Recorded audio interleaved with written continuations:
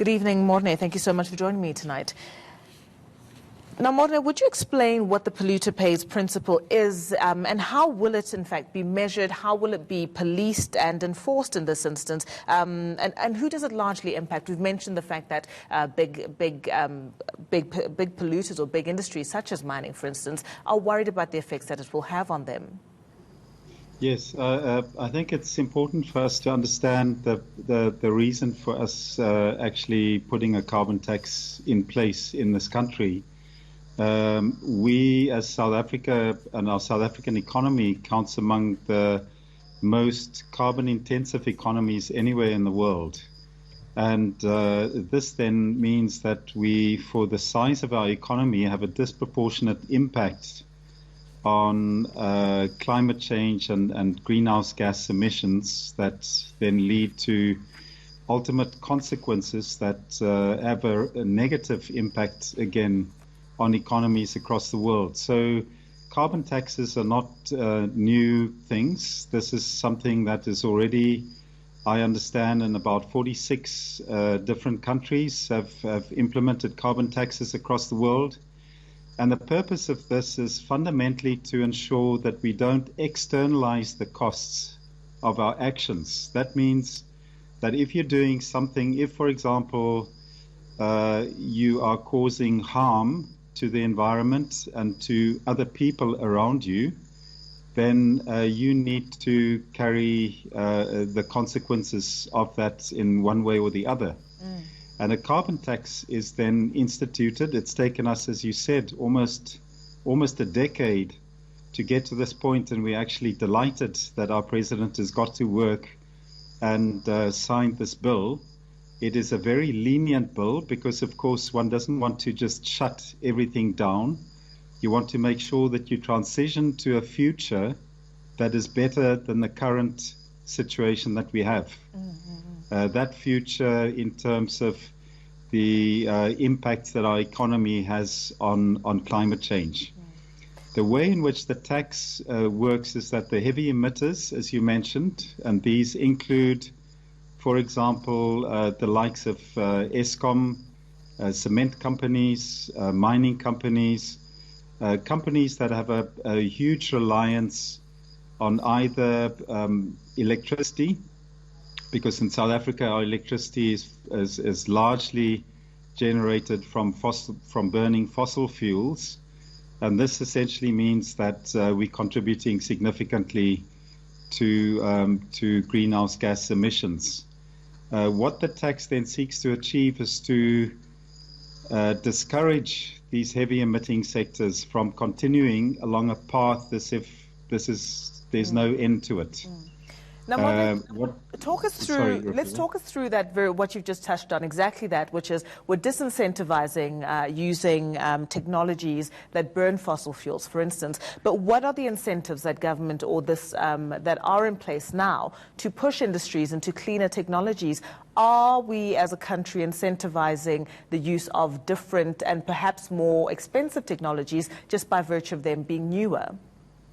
So of course, when one has a stick, a carrot is always a good thing, and the incentives that are there for clean energy production, for example, these are ones that, both in terms of the reductions in terms of use of electricity, as well as the way in which we produce our electricity, is where the incentives are going, so that we transition the economy from one that is largely trapped in burning fossil fuels to generate our electricity to one that uses fundamentally clean, renewable technologies.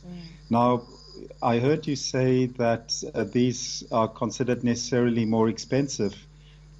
Certainly when renewable energy was brought online here in South Africa for the first time in the first bid windows a few years ago, that guaranteed prices were paid for renewable energy to come online that was significantly higher than that from burning coal if you did not even consider the environmental consequences of burning coal. But that is now completely in the second, third, and now in the fourth bid windows for renewable energy. The prices have come down to such an extent that burning fossil fuel is no longer competitive. So the transition that we're talking about is to transition out of the sunk costs in the infrastructure to burn coal. In other words, we should not be building a single new coal-fired power station anywhere in South Africa. That is the technology of the past. Those that have recently been built obviously have to generate electricity and still continue to burn coal as renewable energy technologies come up and take the slack. Yeah.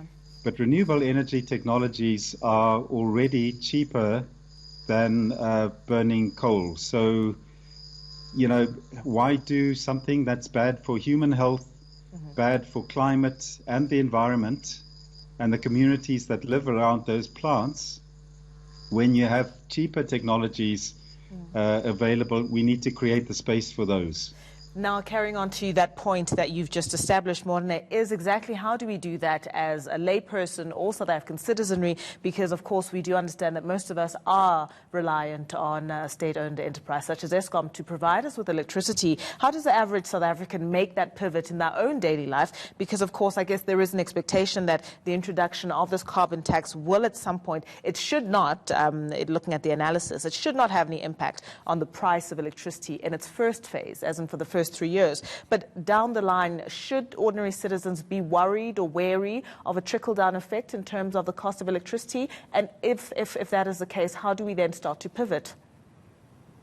Yes, look, of course, there is the reality that that after the first phase, that goes till 2022, from 2023 onwards, the second phase will have to be introduced. The specifics of that is not in place yet.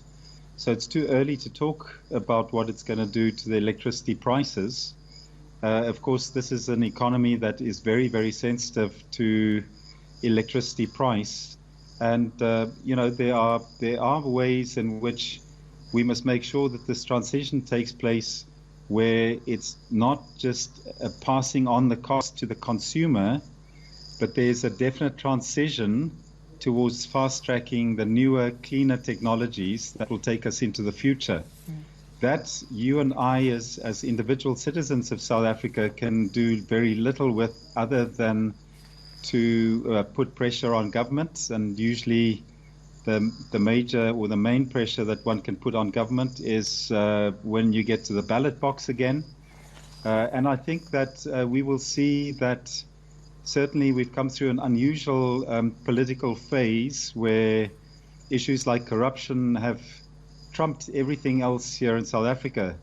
But we would hope that by the time we get to the next election, that issues of climate change, of the sustainability and the future of our economy become paramount, and we're able to have moved on from what trapped us in this current election. Fantastic. Thank you so much for your insights and your time. Much appreciated. That was Morne du Plessis from the World Wildlife Fund South Africa talking about that new carbon tax, that bill that's been signed into law.